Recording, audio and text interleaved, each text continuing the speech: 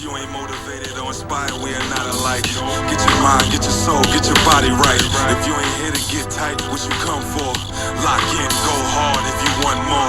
And when you want to tap out, give me one more. Don't break. Good afternoon. Welcome to another episode of Deadline. I'm here today with a Hall of Famer from Delaware State University that ran 2,000 yards in 2 seasons back to back.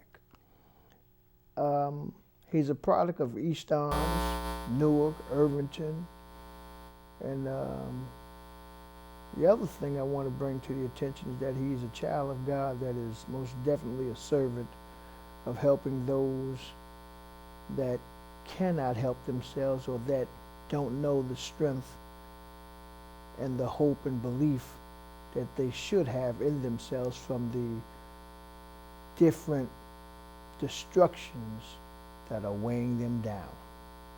I'm sitting here today with Bear Thorne, better known as Fabian Thorne. How's my brother? Good. I'm good. Well, I get to take my time and do my thing. He's an entrepreneur in so many words. He has his own physical fitness company. He has bottled water. He's an author. He's a college graduate. He's a product of his environment. But most importantly, he brings about and speaks of 2 things that prominently come to mind with me that are most important that I want the masses to ask themselves. And that is, you have 2 purposes. Why you're born, or should I say when you were born, the day you were born, and the purpose of why you were born. We're going to jump right into that there. Bear, when did this understanding really come to you? Was it at an early age or? Definitely was an early age. I remember finding out that at the age of 7, when I went out to play football, I needed something to release this frustration that I was going through as a child. Okay. And I fell in love with football early. But then being out there, and I remember clear as day, the first time I took a hit was from the blind side. And I got up and I said to myself, this is for me. Really? I need this. Because I know that how I felt, I can make someone else feel that same way. I need that frustration released that way, opposing to releasing it in a negative way. And that became because my mom used to drag me to church early in my life, early, to find my own relationship with God, not just to be in church, but to know that there's a higher power. That right there, in short terms, was my cheat sheet. Okay, well, we're going to go right back to that cheat sheet because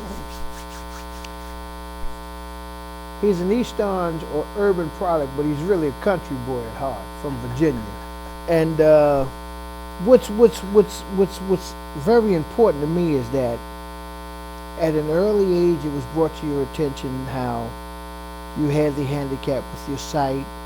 And speaking of that there glimpse of what you just said of how you got blindsided, and it didn't shake you, or I'm going to take it to the fact of when they say they baptize you, they put your body in the cold water where it didn't chill your soul. So I'm going to let you take it from there. Right, so at the You age, like that? At the age of 2, I You love like it, that? I love it. At the age of 2, I lost my left eye to a cancerous tumor.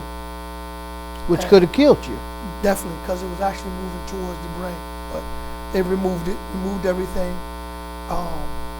And from then on, and my mom's taking me to different doctors just to make sure that the cancer not coming back. But to understand that you lose something.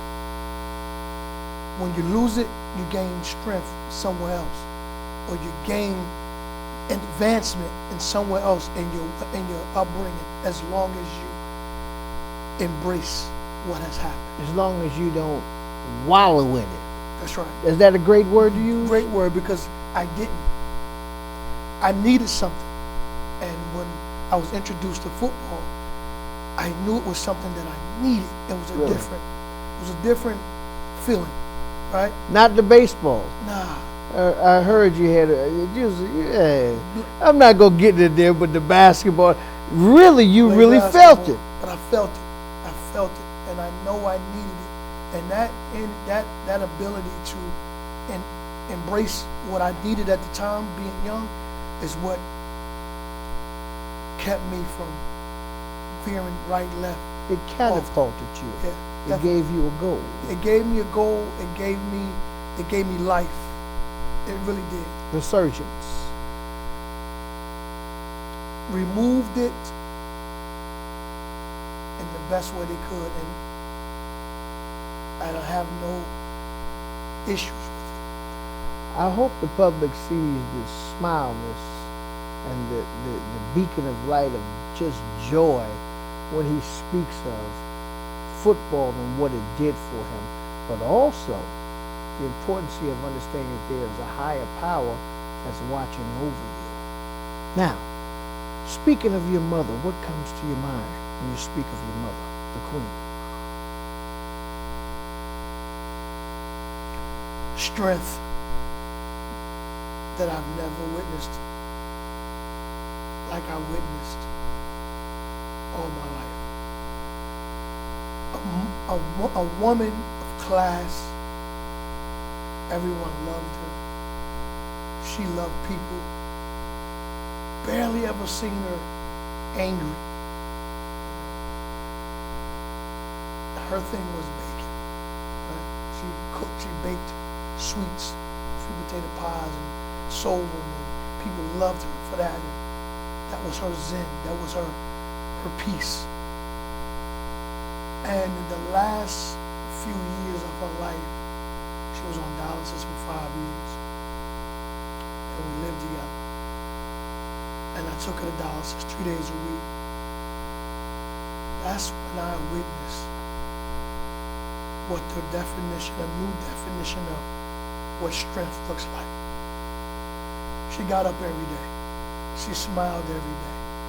I never seen someone get poked so much with needles and getting pulled blood for 5 years. But she kept getting up. And I couldn't understand it because she wasn't your built stature. She wasn't your athlete. She wasn't that. But whatever she did, she showed you that she wasn't quitting, and that's because of her relationship with God. And I understood that. But even with your relationship with God, you still gonna be challenged and squeezed and tested. And she was so battle tested to the point where she smiled through it all. And I just never witnessed her last words to me, because I was in the hospital and she said, I got my dress ready for your Hall of Fame dinner. This was August 2022. I remember taking her up to ICU. And she said, I got my white dress ready for your Hall of Fame dinner, which was going to be in September. That was a Wednesday night, August 3rd. August 4th, the next day, she was gone. You know, I lost my mother Christmas Eve. I was on my way going to prison. And the guys found out before I got to the prison. I was just out of it. And I say that because you see the love, you see the passion, you see the connection still there. It's on a higher decor. Yes, yes. That she speaks to you. Yes. And they speak to us every day, but you must believe. But see, that came from it being taught to us at an early age that this is not the all in all. Right. Now, I don't want to veer too much too quick. Right. But what I want to say is that to the young men out there, regardless of what your mother is, you don't know what she has had to do to put food on the table. Now I'm going to slide right from that to your father was not around a lot. No. How many brothers do you have? One. And you're the youngest, correct? Middle. You're the middle child? You have a sister? Older sister. Now, being that you are the middle, like I'm the youngest, you saw it from both ways. And from what I gathered and read, your mother was protective of you. Yes. And that passion comes through with you now, because you have daughters. Yes. That means you didn't break a lot of hearts. Try not to. Now, the thing I want to bring to the forefront is that how did you become an independent entrepreneur on the football field? Because you were a part of a company. Yes. Well, And you got to break that down now for them. Entrepreneurship on the football field. Yes, you were a part of a big company called the Hornets of Delaware State. So, graduated from high school, East Orange High, right? My senior year, first game against Seton Hall, blow my knee out from a hit. Everything that was recruiting me at the time, Nebraska, I just came visiting Florida State. Before that accident, before that injury, that's I had top schools on. When that injury came in, that was my senior year, first game. All those schools went away. My previous coach that left my senior year, Coach Tony Pierce. The center for East Orange? I don't know what position Coach. No, Coach Pierce played on cornerback. But Coach Pierce, Tony Pierce was my high school coach my freshman, sophomore, junior year, because I played varsity my freshman. Started varsity as a freshman at high school. Only freshman on the team, and only started outside linebacker. It's like a defensive end type, jamming tight ends. So that's one of the things. When I graduated, I went to a Christian college out in Deerfield, Illinois. Coach Pierce, even though he wasn't there, got me to Leslie Frazier. I know And Leslie Frazier played for the '85 Super Bowl Bears, cornerback number 21. Still my mentor today. I get out there, Coach Frazier like, "You're running, son. You're doing good. Come see me. Something is not right with your knee. Send me to the best doctors." I get out there. Doctors say to me, "You have a torn anterior cruciate ligament, damage on the outside of the knee as well. I don't even know how you're running around, son." But I worked legs so much because I knew legs were my foundation. Long story short, I got the surgery. I rehabbed like no other. Swim in the pool, I'm doing everything. Transferred to Delaware State, had no footage. Get to Delaware State, 93, spring of 93. And coach met my mom's. Because of my mother saying that she needed my son to get in school. She didn't want him to come back home to East Orange. What can you do? He took a loving to her, liking to her, and made it happen for me to get in school. And when I got to Delaware State, because back then, Proposition 48, you have to sit out a year. Yes. So once I proved myself in that spring, fall of spring, in fall of 93, I went back to the coach. I said, "I know I can't play, but can I come out on full contact days to get your first team defense ready for game day?" And he looked at me, he said, "So you want to come out and practice against the first team defense?" I said, "Yes, I need that."